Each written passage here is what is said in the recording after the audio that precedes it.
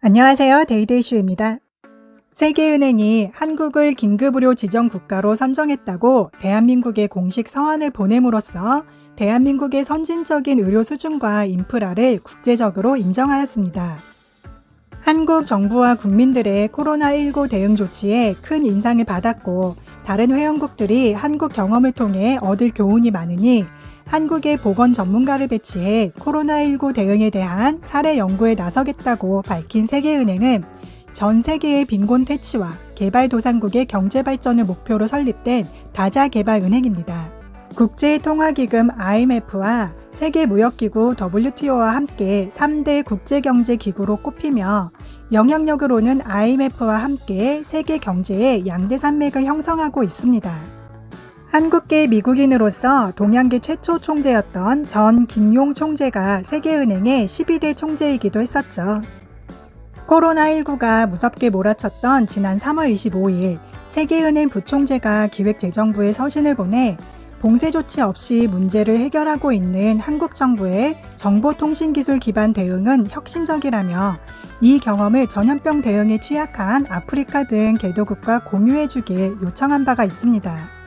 이에 김용범 기획재정부 차관이 올린 글에 따르면 외국에서 한국의 코로나 대응 방안을 찾고 있지만 참고할 만한 영문 자료가 없어서 기재부 개발금융국이 즉시 흩어져 있는 국내 자료를 모아 하루 만에 코로나19 격파학이라는 34쪽짜리 영문 팜플렛을 완성하여 세계은행에 보냈다고 했었는데요. 코로나19의 확산 현황, 한국의 보건 및 검역 조치, 한국의 비상경제 대응 조치 등으로 구성된 이 영문 책자는 미국, 중국, 일본, 러시아, 영국, 프랑스, 스위스, 아랍에미레이트 등 코로나19가 확산되는 여러 나라에 배포가 되었었죠. 이리하여 이번에 보여준 한국의 의료 수준과 시스템을 인정한 세계은행이 29개국에서 근무하는 세계은행 직원과 가족 및 출장자들에게 아프면 한국에서 진료받으라 한 것인데요. 일반 외상 외에 급성 중증 질환, 암이나 당뇨, 심혈관 질환, 폐질환, 신장질환, 간질환, 에이즈, 장기 골수 이식, 정신적 외상, 만성 질환 등의 상황이 발생하면 한국에서 의료 진료를 받을 수 있다는 것입니다. 물론 의료비와 체재비 등은 세계은행 직원 보험 부담입니다. 해외 일반인들도 의료 관광을 간다던 태국과 싱가포르에 더해 한국을 추가로 선정했다는데요. 우리로서는 새삼스러운 의료 선진국 인정입니다. 세계은행이 한국의 의료 수준에 눈을 뜨고 세계인이 인정할 만큼 우리가 성공적인 방역을 했음에는 아직까지 이견이 없습니다. 그치만 요새 좀 불안하시죠? UC 버클리대에서 발표한 논문에 따르면 한국이 성공적인 방역으로 인해 한국인 3,800만 명이 감염될 것을 막았다고 합니다. 한국 인구수 5,170만 명이니 74.5%가 감염을 피하고 무사히 살고 있는 것이죠. 또한 봉쇄를 하지 않았다면 중국은 2억 8,500만 명, 이탈리아 4,900만 명, 이란 5,400만 명, 프랑스 4,500만 명, 미국 6천만 명이 코로나19에 감염되었을 것이지만 방역과 봉쇄로 6개국에서 총 5억 3천만 명이 감염될 것을 막았다는 것입니다.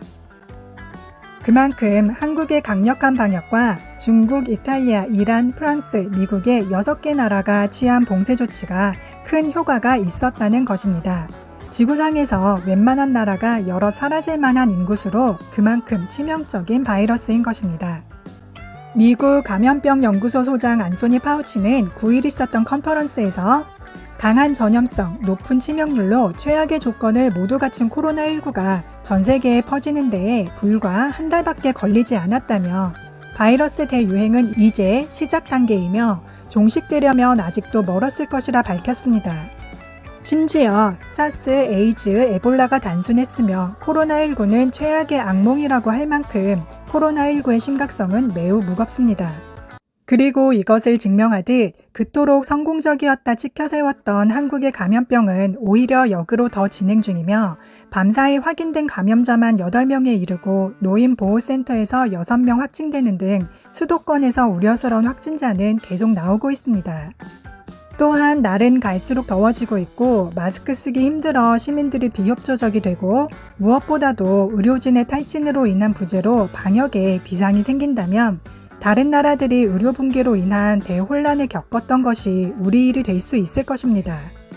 누구를 살려야 할지에 기로에 선 의사들의 정신적 고통과 우리의 좌절이 가까운 미래가 될 수 있는 것이죠. 5. 총, 칼, 핵무기로 요란하게 싸워야 전쟁이 아닙니다. 바이러스와의 전쟁 중에 방역이 철저하지 않다는 것은 우리가 우리 스스로를 공격하고 있는 전쟁이나 다름없다 할 것입니다. 그렇게는 가지 말아야죠. 우리는 여전히 잘하고 있습니다.